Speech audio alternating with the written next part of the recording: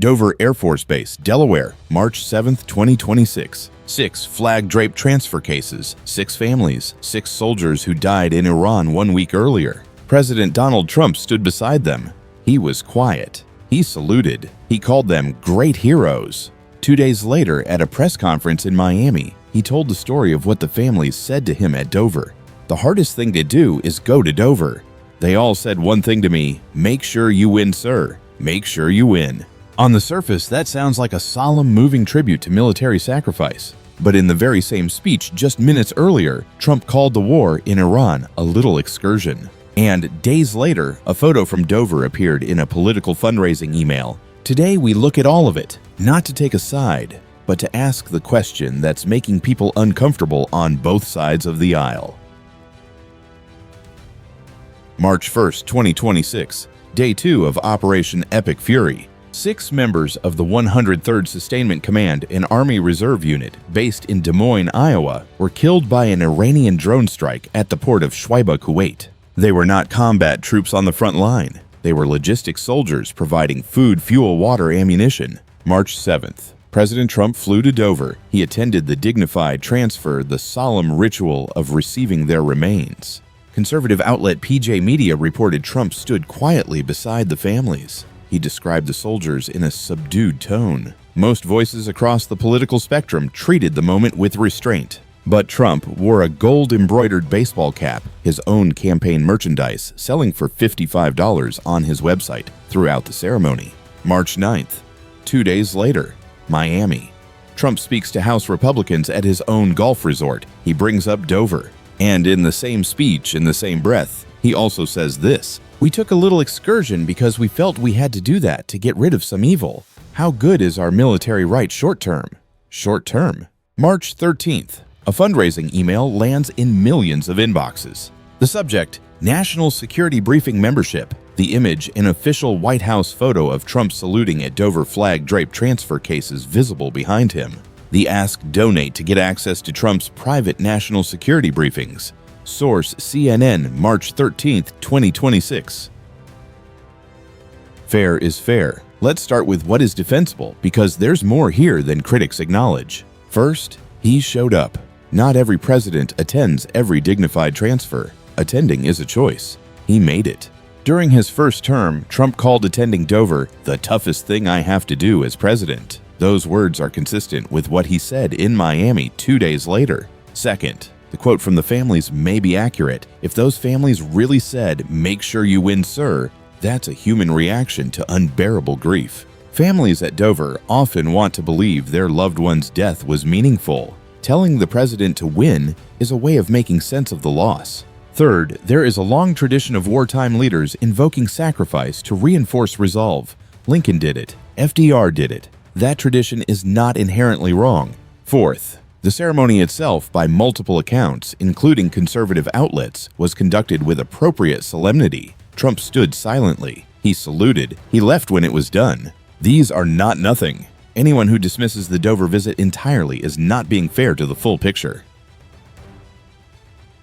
But here is what makes this genuinely one of the most ethically contested moments of this presidency so far. Not any single thing Trump did, but the specific combination of all of them together. Contradiction 1.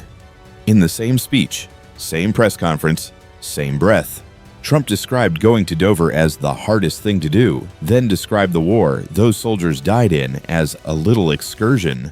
ABC News ran an analysis of the word excursion. Online searches for the word spiked to 20,000. People couldn't believe a sitting president called an active war that had killed 13 Americans at that point a little excursion.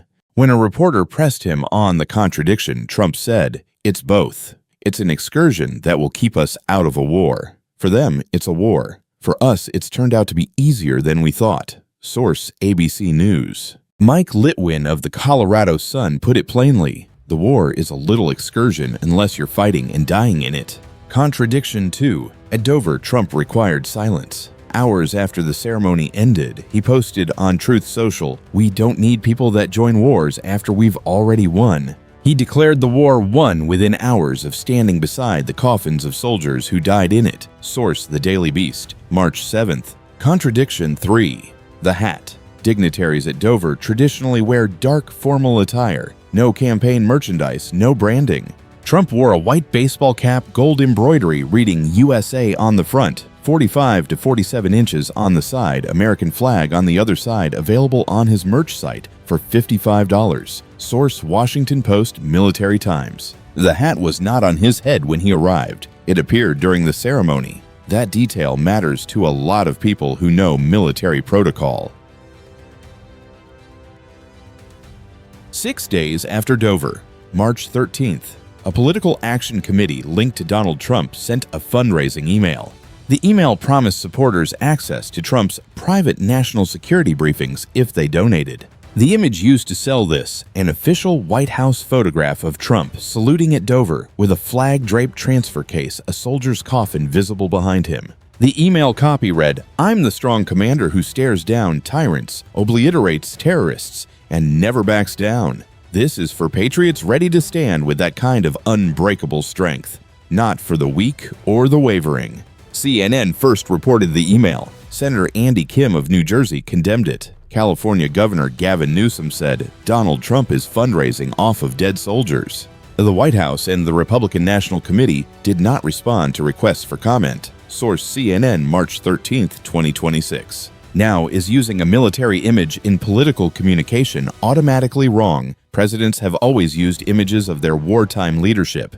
But there's a line that military families, veterans organizations, and even some conservatives feel was crossed here. The soldier in that image had died 6 days earlier. His family had stood at that ceremony, and now his coffin was being used to sell membership packages. Historical context: American presidents and Dover. To be fair to Trump, every president who has sent troops to war has faced the politics of Dover. George W. Bush was criticized for banning media photography of flag-draped transfer cases, something many said hid the cost of war from the public. Barack Obama was criticized for not attending enough dignified transfers. There is no version of this that is politically neutral. Every choice a president makes at Dover to attend, to stay away, to speak, or stay silent gets scrutinized. That's the context, but it doesn't fully explain what happened here, because the criticism of Trump isn't just about Dover. It's about the accumulation, the hat, the excursion, the Truth Social posts hours later, the fundraising email days later. Each element alone can be explained, but together they create a pattern that even some of Trump's supporters have struggled to defend.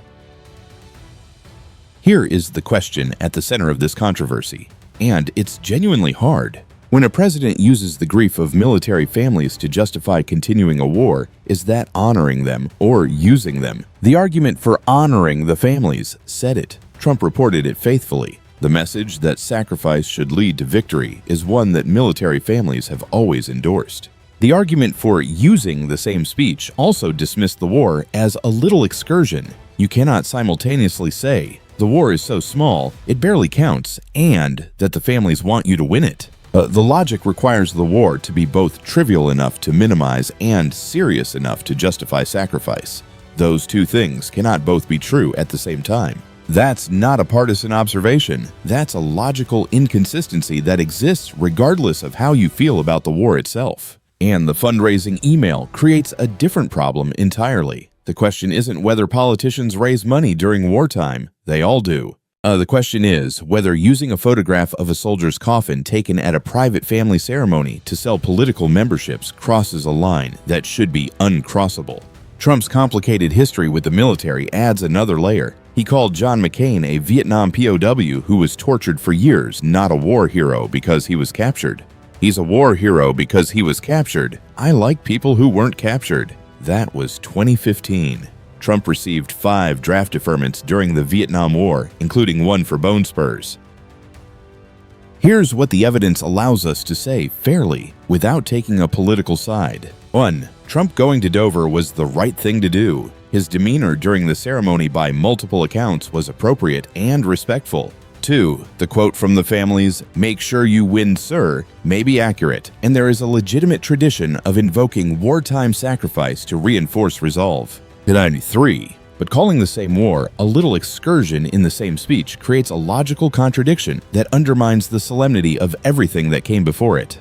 4. Using a photo from a Dignified transfer to fundraise 6 days later, regardless of political affiliation, crossed a line that much of the American public, including many Trump supporters, found deeply uncomfortable. Individually, each element could be defended or explained. Together, they raise a question about where the line is between honoring the fallen and exploiting their sacrifice. That question doesn't have a clean answer, but it's the one that matters most and the one that will define how history remembers the first weeks of this war. We didn't tell you what to think. We gave you the full picture, the things that defend Trump and the things that don't. Sources for everything you saw today: Military Times, CNN, ABC News, NBC News, The Daily Beast, Washington Post, PJ Media, Colorado Sun, Fox News. Every outlet, every side of the aisle, because that's the only way to have this conversation honestly.